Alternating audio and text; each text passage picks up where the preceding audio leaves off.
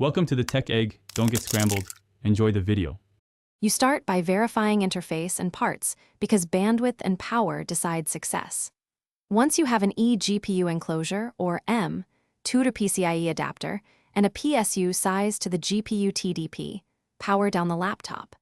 You then mount the graphics card into the enclosure or riser, connect the PSU to the card, and plug the enclosure into your laptop's Thunderbolt or adapter port. Do this carefully to ensure solid electrical and mechanical contacts before you power anything back on. Once done, authorize the eGPU in Thunderbolt or Windows prompt and boot into the OS so you can install drivers. You should perform a clean install of the manufacturer's drivers to avoid conflicts with integrated graphics. Make sure BIOS settings don't block external devices, and in Windows, configure graphics preferences or set the external card as preferred for high-performance apps.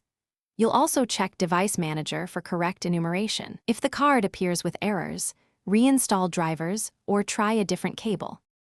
You finish by validating the setup.